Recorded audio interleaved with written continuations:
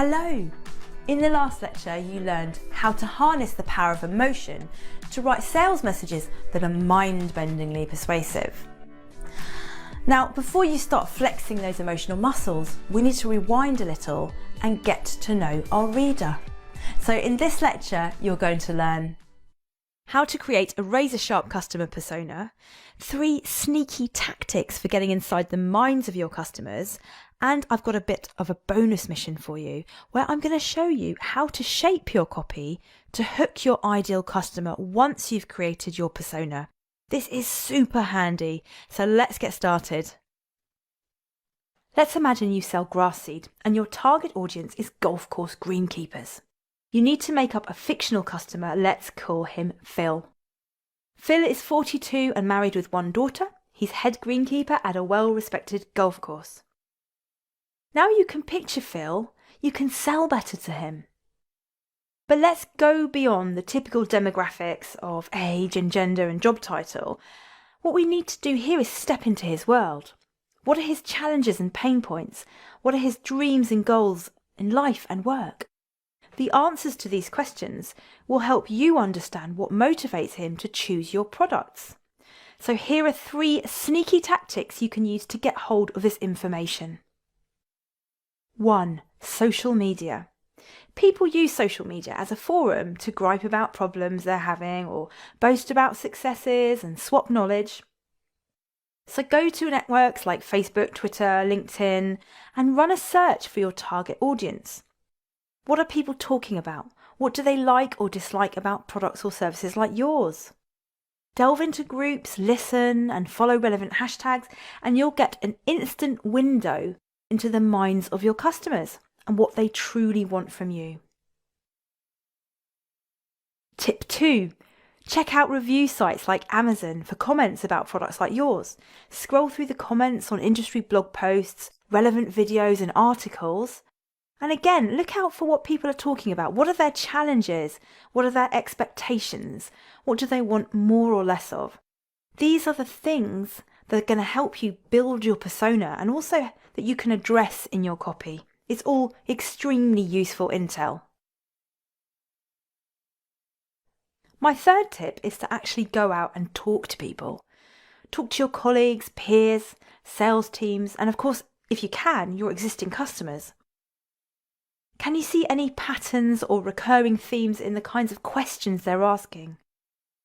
If you have a genuine interest in finding out what niggles people, it really helps you get under the hood and really helps you develop a good understanding of your target customer.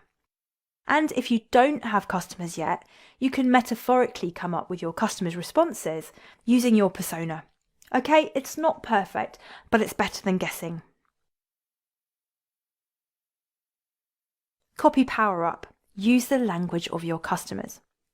As you're doing your research, make a note of all the memorable messages you come across, using the exact words and phrases of your customers. Not only is this going to make your writing more vivid, but it's going to help to gain your readers' respect and trust. People don't want to be spoken to in technical jargon or marketing language. They want to be spoken to like real human beings.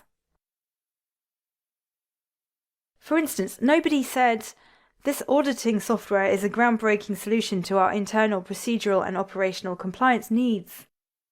But they might say something like, "We don't dread auditing anymore. This software makes compliance easy." So use these real statements in your headlines, in your body copy, in your call to actions, because it makes your writing a lot more effective. Okay, my friends, time for you to complete a copy mission. What I want you to do is have a go at choosing your own audience. Choose a field that you'd like to write for, or maybe one that you know already, and make up a customer. Pause the video and think to yourself, who is the ideal person that would want to buy my product or my service? Write it down, find a free stock image of what that person might look like, and I'll join you back here in a second.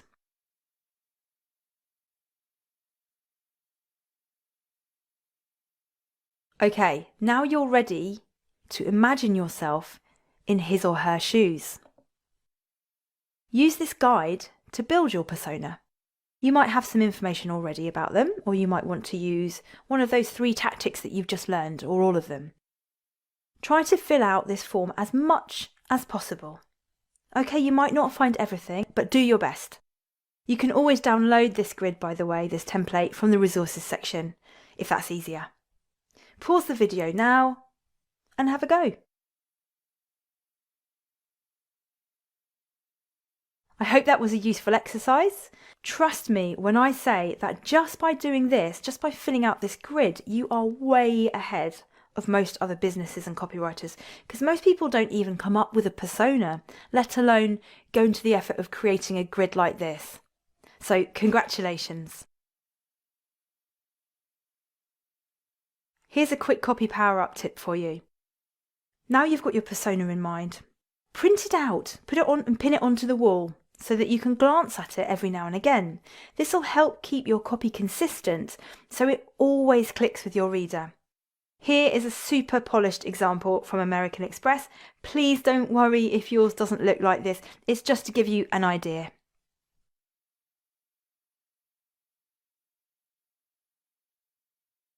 Okay, so now you've got a really good persona. You can use it to hook your customer like a freshly landed salmon. Let's go back to Phil, our golf course greenkeeper.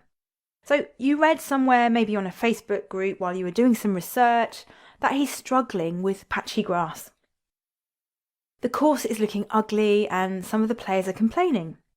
Now, if Phil is driven by pride, perhaps you learned that he's entered some industry awards, you might write a headline like this: "Create camera-ready turf that outshines the competition." However, you might discover that Phil is paid on performance, so maybe his pay is based on increasing new memberships to the club. So you might write a headline like this: "Boost club memberships with grass that delivers year-round playability." Or maybe you learn that the club is reducing its costs and Phil is massively overstretched. He's got too much to do and not enough time. So you could write a headline like this: "Cut maintenance time by 50% with a faster growing grass." All of these headlines are selling the same grass seed, and they're all targeted at golf course greenkeepers. But as you can see, the better you know your customer, the better you can use the right words to appeal to their emotions and to hook them. I hope that gives you a good idea of how to shape your copy so that you can better appeal to your target customer. Okay, let's quickly recap. You've just learned how to conduct research to create a strong, realistic persona. You've learned how to write more compelling copy using your customer's language. And you've learned how to frame your copy once you've created your persona for ultimate persuasion. I really hope you enjoyed this lecture and now feel confident about creating personas. You're well over halfway into the fundamentals section, so please pat yourself on the back because you're making excellent progress. Now, if you've ever wondered how some copywriters manage to inject a little extra magic into their words, this is it. In this next lecture, I'm going to show you how to make your reader feel like you're in the room just having a nice chat with them and making them feel a bit special. So I shall see you there.